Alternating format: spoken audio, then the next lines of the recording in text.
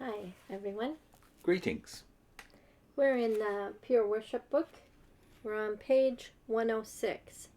On pages 106 and 108, they have a chart, prophecies of captivity and restoration. So they do a lot of charts here. Here, I'll just show it to you. So I know you can't read any of that. But you get the idea, Mm-hmm. and the graphic drives home. The point they really want you to take away is how close we are to the end, And the parallels.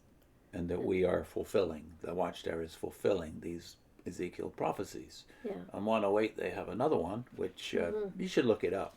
And on 108, they have the text that has been their operative text since they began the Watchtower in the 1870s. Acts 3, verse 21. And we should say up front that they've always used charts. The ones that were in Russell's books were fold out sometimes at the beginning of the books to show you all the chronological parallels. Yeah. And here they're not doing that because the parallels they don't believe are chronological specifically anymore as they did then. For a long time they did. Yeah. But they do have the same desirable impact upon you to show you that somehow you are fulfilling the ancient prophecies, and that is the major difference between today and then. The text they're using, Acts 3:21, was not used in the same way back then. Russell took it far more literally than the witnesses do today. The only part they're interested in today is the time of restoration of all things. It's part of that verse. Yeah. Well, we want to read the whole thing for you. And his chart would have ended with 1914. Yeah, The second chart they have starts with 1914. That's a big difference. Yeah. Yeah, the old charts used to start with 1799 or even earlier than that because of their belief in the year-day system, which the only remnant of that now is the date 1914. Now the quote of Acts 3:21 is very short in this newer version. They only quote you part of it, whereas I think Russell quoted the whole of the verse. More of it. More of the verse. And he believed more still. Yeah. So they have cut it so that you don't notice certain things. So 3:21, the quote that they have is the times of restoration of all things. And they're applying that to their own history. Yeah.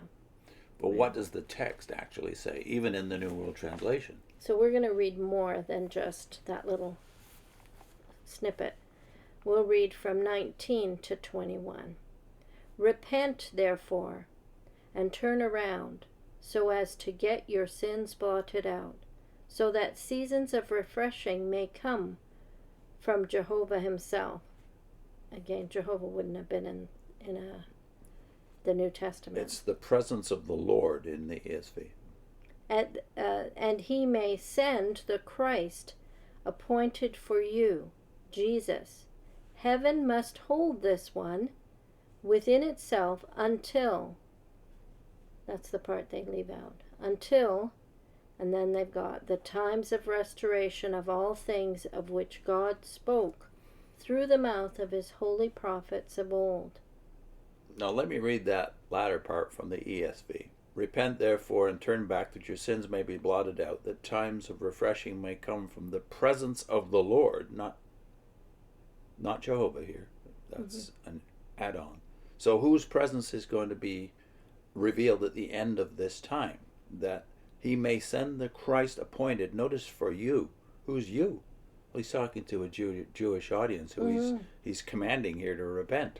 Yeah. Whom heaven must receive until the time for restoring all the things about which God spoke by the mouth of his holy prophets long ago.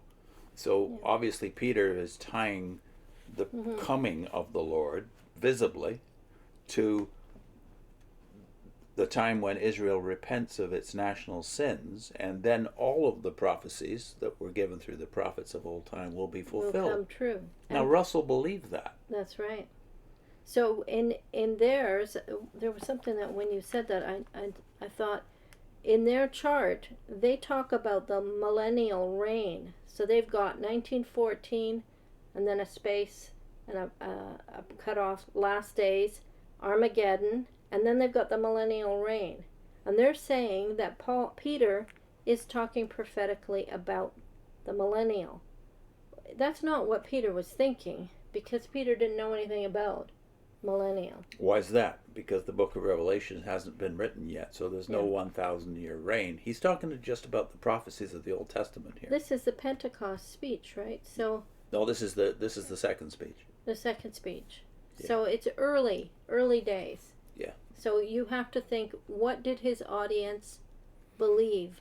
What hope did they have based on the Old Testament? Well, that's given away in the first chapter of Acts, isn't it? What did they ask Christ about before he goes to heaven? Are you going to restore the kingdom to Israel? Israel, yeah. And that's what Russell believed Mm-hmm. in the early days, right up through till his death, and also Rutherford up till about 1931 believed that the Jews would be restored. Mm-hmm. Rutherford even publishes a book in 1925 called "Comfort for the Jews."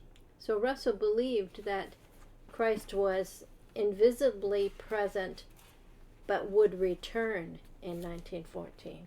Visibly. And then the Jews would repent, and this would be fulfilled. God would turn his attention from the Gentiles to the Jews, which is exactly what appointed times of the Gentiles. Mm-hmm. That's been fudged by the Watchtower as well by making it nations. Yeah. No, it's Gentiles. So the times of the Gentiles would last until the Jews had the veil taken away from their eyes. So they just change things when they don't happen the way they expected them to happen. Yeah. By putting it to a date. So what would happen at the end of this time when they did repent? Well, the Lord would no longer be in heaven. Yeah. Well, that was the promise until, right? Which goes along with this text. Listen to this text. This is from Hebrews chapter 9, where it says,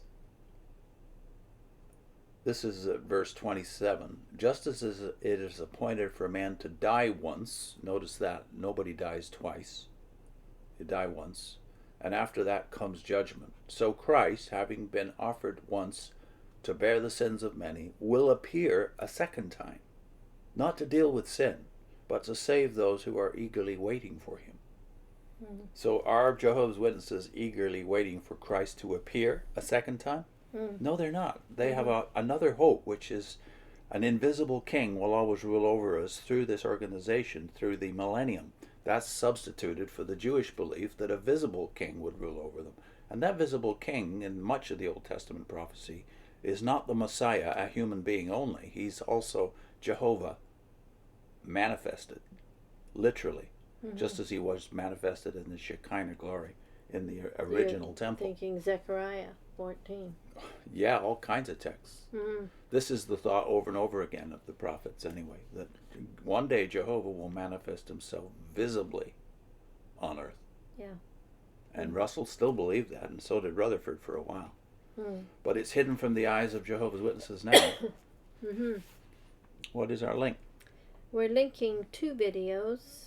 The first one is from Your Roots series, where you're Barber and Russell and what they believed. It's called Christ Here from 1874, but around 1914 appears on Mount Olives and saves Jews. So get some of the early history, what they believed. And the second one is based on Zechariah 14, the quake that shook two Jehovah's Witnesses out of the tower. Well, that's the first of about 6 videos that are linked together, where we talk about the impact of Zechariah 14, Jehovah's feet on the Mount of Olives, the impact that had on us. Yeah. See you next time. Bye.